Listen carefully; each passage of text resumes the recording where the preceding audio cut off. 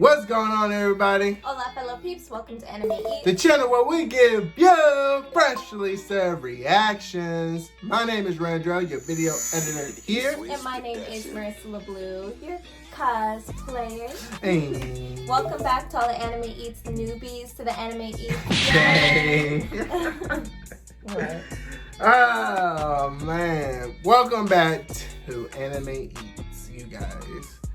And right now, what the fuck? We are watching My Hero Academia Season 4, Episode 1. We here, y'all. It's here, y'all. Season 4 is here. Are you guys hyped for it? Because I know that I'm hyped. I don't know about her. Ew. Okay, motherfucker. Alright, look at here. But everyone said the hype is real online, so hopefully it's not just a filler recap. Well, we about to find out right now in 3, 2, no. It's here, right? Yeah.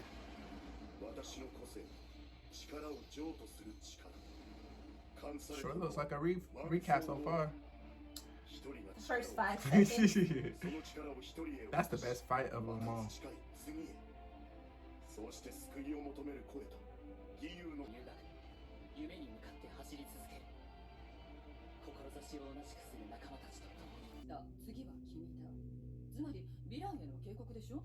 Me too.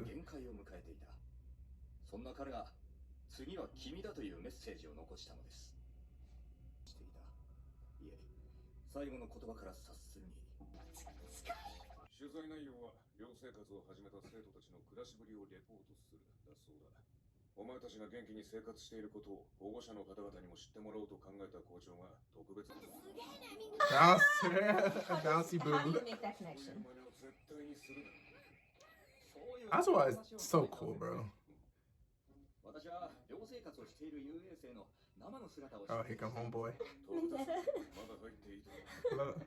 取材は午前8時から午後6時まで。もう始まってますよ。 Why his watch look like Deadpool? 皆さん、記者の徳田です。今日は一日よろしくお願いします。カメラに収めさせてください。たまに質問するかもしれませんが、その時はよろしく。私は分かってます。何かあれば連絡をください。何もありはしませんよ。1年 A 組の皆さんは将来有望なヒーロー候補じゃないですか。いいだ。問題があったらすぐに連絡しよう。いいな。わかりました。この飯田天也、1年 A 組学級委員長として責務を全うするつもりだ。皆さん、これから何を Yeah, Oswald. You ain't slipping shit through Oswald. Good thing they waited. Ooh. So, first off, I respect that reporter for not telling them who, because, you know, most journalists are freaking sleazy to get what they want, but he actually respected the fact that he's a successor and, you know, that's a secret. Yeah, because to be honest, I'll be stupid on his part. If you really want another symbol piece or the next #1 hero, why put that out there so the villains can be like, oh, Deku, let me go get him before he becomes the next top that would hero. be stupid. That would be stupid on the fucking reporter part, you know? It would be super stupid on everyone's part, but you know everyone's just trying to get a good scoop, and sometimes they don't care about that stuff. Yeah, so. But he had a closer, like a more personal emotion about All Might too, so I think that played into it as well. True. But, so I respect him for that. But I think overall this episode, from my point of view, kind of just set the tone. I'm glad it wasn't a recap filler, but I feel like it just set the tone for the entire season, because obviously we made a big transition towards the end of season 3 with All Might no longer being able to be a hero, and then the students going through everything they went through, and it's like now the world's rapidly changing without All Might. So I feel like this episode set the tone to show what's expected of Deku with his interaction with the reporter. That kind of showed where Deku stands, and like him watching the reporter leave, he's like, I really continue to realize just how big what I inherited is, you know? So it's like setting the tone for that, because this is going to be Deku's season. This is not All Might. It's all about Midoriya now, you know? It set the tone for that. But then I don't really know about the other students because it didn't really focus on any of them very much. It most definitely hit us with, remember you guys, All Might said it's your turn. You know what I'm saying? They playing a lot of stuff to remind us that, like you said, this is Deku moment. Deku have to shine. Deku have to step up. And this is going to be real. 'Cause remember at the end of season 3, Dabi apparently left the League of Villains or don't know where his whereabouts are. Then the League of Villains had a new recruit that seemed like he probably gonna be powerful AF, the Vulture looking dude. You know, and then, you know, like you said, All My Powers is gone, and then society is pretty much left with Endeavor that they don't really fuck with. Because remember, they was like, man, no, he's not #1 hero because of look how he acts, you know? Because his charisma is right. there. So they're not fucking with Endeavor. So they are really want a new #1 hero, and they did a really good job of bringing that right back and reminding us that he's gonna be a #1 hero, or he have to be, or this is the progress of becoming a #1 yeah, hero. because the reporter kind of represents the public opinion right now, right? And that's like the public opinion conversating with Deku over what's going on with them, you know, because now the reporter said he has some peace knowing that there's hope, you know, that there is a successor out there who might be just as good or surpass All Might, you know? He's like, I can freaking sleep at night knowing that there's still hope and we haven't lost all hope, because right now everyone thinks that all hope is lost. They don't know who's supposed to replace All Might, if that's even possible, you know? And that's pretty scary. If I'm putting myself in the shoes of this society, that's super scary. And then you have Dabi, you have the actual League of Villains, because I don't think Dabi's really part of that. The League of Villains. Then you have freaking this new Vulture guy or whatever, and they're really zoning in on him like at the end of season 3, and then the fact that they included him in the opening episode of season 4, they are really paying close attention to him. So I'm trying to figure out, I'm like, he must be pivotal to what is about to happen. And his comment about, oh, I can't wait, like the effect that this is having on society is just becoming greater and greater.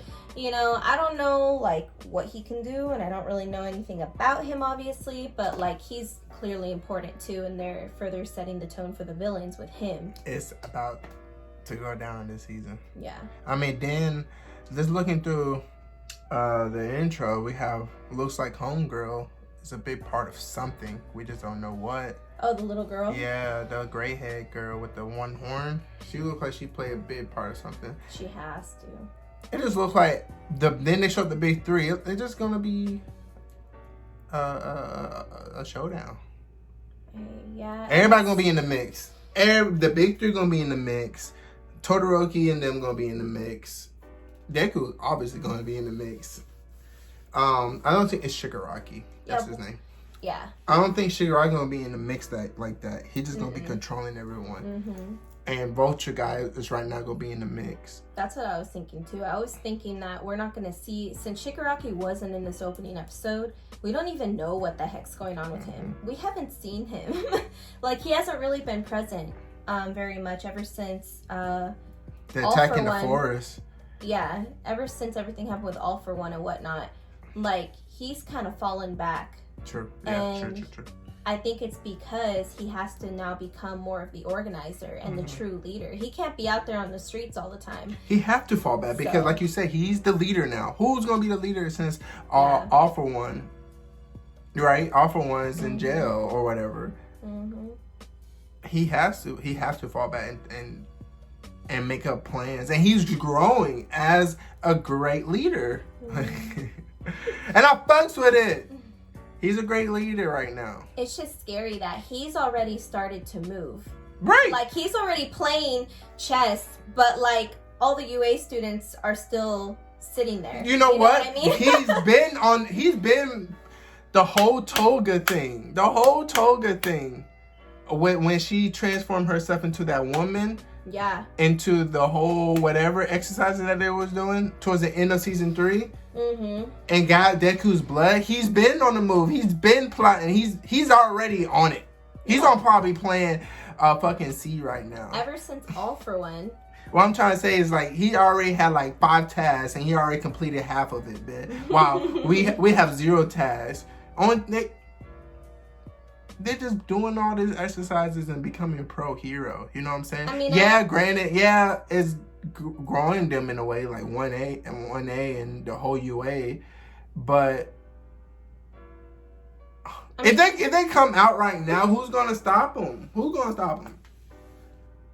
If who comes out right now? The League of What if they got everything ready to go and they come out right now? Who's gonna stop them? The current pro heroes. They can't stop them. But I'm saying that I understand to an extent they have to go through this.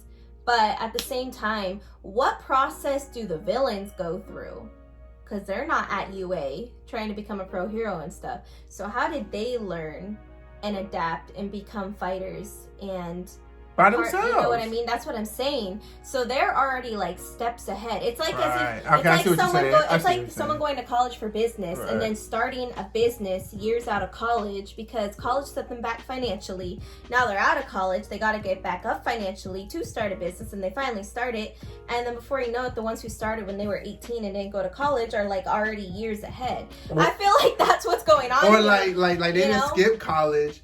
People who's in college gotta wait 4+ years to do what they need to do. But people who like don't go to college and network and do hands-on shit and actually that's what I feel like they have the real life experience. And you know what's crazy about this? UA and everybody else is preparing for evil. But these niggas are already evil and they set the tone, what I'm trying to say, for UA to act on. They set the tone. So they over here practicing on artificial shit, even though they had like 2 or 3 counts of real shit. But like you said, they've been through a lot of shit. They've been through the tragedy, and they set the tone for what's about to come right now. You know, you see what I'm trying to say?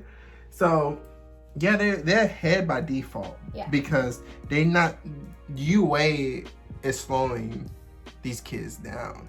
Because of the procedures that they got to go through, or the class and the tests and stuff they got to go through. It's like what they always say, where they say that, you know, villains don't have rules. Heroes have rules. So being a hero is difficult. Mm-hmm. Being a villain is like, I can do whatever the fuck I want, even though it's against the law. But technically, I can do the fuck I want. What you gonna do? That's why they're villains. What you gonna do? Y'all got regulations, and if y'all don't follow that regulations, they supposed to been in jail or been in juvie, because they broke the law so many times. Yeah. But they have so many laws that's like against the pro heroes. Right. There are laws for the villains, obviously, but it doesn't restrict them that much, like pro hero, you know? Yeah. So that is interesting. How the battlefield, it's not really even like that. Mm-hmm. You know? It's not really even. Like, especially when you have citizens involved. Oh, that's hard. Yep. That's hard. So yeah, I think that's the theme we're looking at. All right. So. That's cool though. I can't wait. Yeah. I really can't wait. We feel like we covered everything. If we didn't, go down to the comments section down below and we can have a discussion there. But please, no spoilers. Until next time, adios. Look, you know how the pagan chit chat goes. I like R's and V's and O's. I don't really play no tic-tac-toe. Been with chubs through highs and lows. We seen man last night, they froze. Wasn't no cameras, wasn't no pose. Just like that one time at Cella. Good thing man, we're pulling out phones. Stay in big 6'6" with woes. Man start dissing and doing repos. They do